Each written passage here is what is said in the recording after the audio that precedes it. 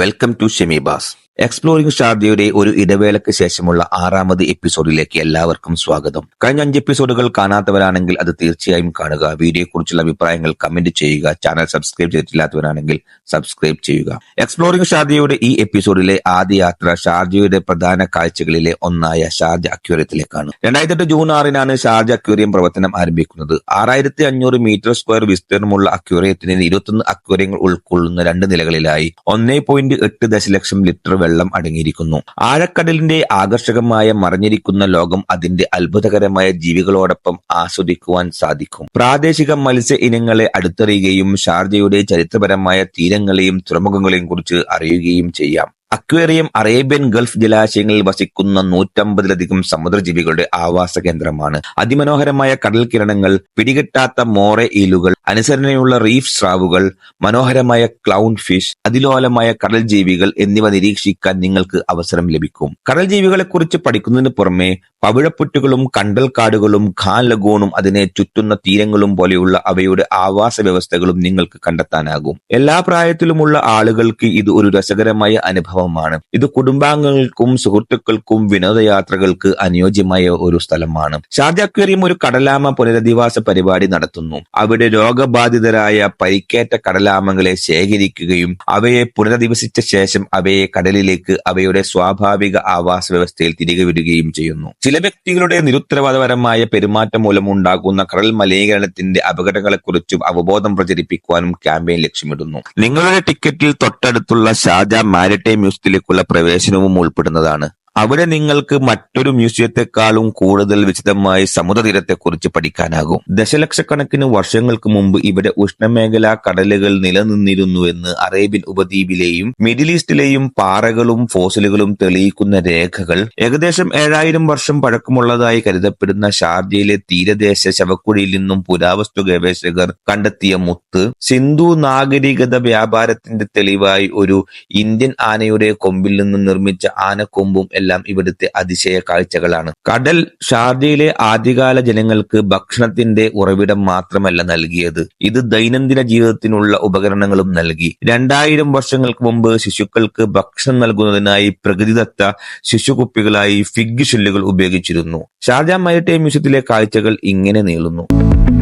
ഷാർജയിലെ Sawai വോക്കിലെ rain street അഥവാ മഴത്തെരുവ് ഒരു ജനപ്രിയ ഡെസ്റ്റിനേഷനായി മാറിയിരിക്കുകയാണ്. ഈ ട്രെൻഡിംഗ് സിറ്റി ഫീച്ചറിന് പിന്നിലെ സൂത്രധാരൻ ഒബേദ് അൽ തുനേജിയാകുന്നു. ഈ വേനൽക്കാലത്ത് എല്ലാ സന്ദർശകർക്കും സൗജന്യ കൃത്രിമ മഴ ഷോകൾ നൽകാൻ തുടങ്ങിയതു മുതൽ ഷാർജയിലെ ഈന്തപ്പനകൾ നിറഞ്ഞ സവായ വോക്ക് സോഷ്യൽ മീഡിയയിൽ വൈറൽ ശ്രദ്ധ നേടി. സൗജന്യ മഴ പ്രദർശനങ്ങൾക്ക് മാത്രമല്ല, വൈവിധ്യമാർന്ന റീറ്റെയിൽ ഔട്ട്ലെറ്റുകൾ, ഷോപ്പുകൾ, റെസ്റ്റോറന്റുകൾ, കഫേകൾ എന്നിവ കാരണം ഷോപ്പിംഗ് ഏരിയ താമസക്കാർക്ക് പ്രിയപ്പെട്ട സ്ഥലമായി മാറിയിരിക്കുന്നു. ഓപ്പൺ കോംപ്ലക്സിൽ ഒരു ഔട്ട്ഡോർ നടപ്പാത, ഒരു കൃത്രിമ തടാകം, കെട്ടിടത്തിന്റെ 2 അറ്റങ്ങളെ ബന്ധിപ്പിക്കുന്ന ഒരു പാലം എന്നിവയ്ക്ക് ഇവിടുത്തെ പ്രത്യേകതകളാണ്. വേനൽക്കാലത്ത് സന്ദർശകരുടെ എണ്ണത്തിൽ കുറവുണ്ടായതു മുതൽ അൽ തുനേജിയിൽ നിന്നും മറ്റ് ഡെവലപ്പർമാരിൽ നിന്നുമാണ് മഴ ഷോകളുടെ ആശയം ഉടലെടുത്തത്.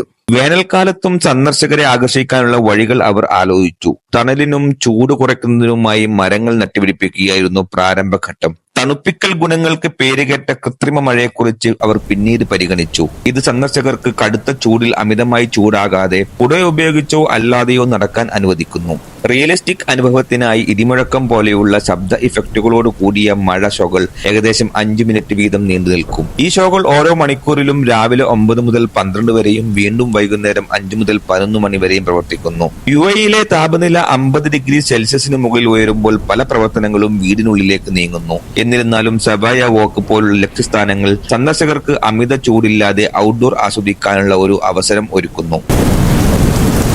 ഇത് മുവൈല കൊമേഴ്ഷ്യൽ ഡിസ്ട്രിക്റ്റിൽ സ്ഥിതി ചെയ്യുന്ന അൽ ജാദ. ഷാർജയുടെ പുതിയ ഡൗൺ ടൗൺ റെസിഡൻഷ്യൽ ഡെവലപ്മെന്റ് ആണ് അൽ ജാദ ബൈ അറാദ. വിശാലമായ ഹരിത ഇടങ്ങളിൽ 25,000-ലധികം റെസിഡൻഷ്യൽ യൂണിറ്റുകൾ, നിരവധി കുടുംബ വിനോദ വേദികൾ എന്നിവയുള്ള ഈ പ്രൊജക്ട് 24 ദശലക്ഷം ചതുരശ്ര മീറ്റർ നീളമുള്ളതാണ്. ഇവിടെ താമസിക്കുന്ന താമസക്കാർക്ക് പുറത്തു കടക്കാതെ തന്നെ ജോലി ചെയ്യുവാനും ഷോപ്പിംഗ് നടത്തുവാനും മറ്റ് സൗകര്യങ്ങൾ ആസ്വദിക്കുവാനും കഴിയും. അൽ ജാദ പാർക്ക് ഇതിന്റെ ഒരു പ്രധാന ആകർഷണമാണ്. നല്ല ഒരു ഫാമിലി എന്റർടൈൻമെന്റ് പാർക്ക്. കുട്ടികൾക്ക് സ്കേറ്റിംഗ് നടത്തുവാനുള്ള ഏരിയയും സജ്ജീകരിച്ചിട്ടുണ്ട്.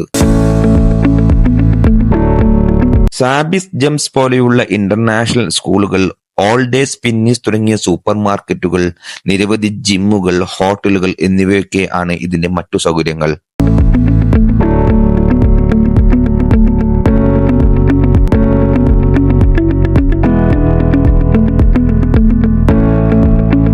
ഖാലിദ് ലഗൂണിന് കുറുകെ കാണപ്പെടുന്ന 3 ദ്വീപ് ശൃംഖലകളിൽ ഒന്നാണ് ഷാർജയ്ക്ക് ചുറ്റുമായി സ്ഥിതി ചെയ്യുന്ന ഫ്ലാഗ് ഐലൻഡ്. ഷാർജയിലെ സൂക്കൽ ജുബൈലിനോട് ചേർന്നും അൽ ലയ്യയിലെ സർക്കാർ വകുപ്പ് കെട്ടിടങ്ങൾക്ക് ചുറ്റുമായി സ്ഥിതി ചെയ്യുന്ന ഫ്ലാഗ് ഐലൻഡ് UAE രാജ്യവാഴ്ചയെ ബഹുമാനിക്കുന്നു. ലോകത്തിലെ ഏറ്റവും വലിയ 7ാമത്തെ കൊടിമരമാണിത്.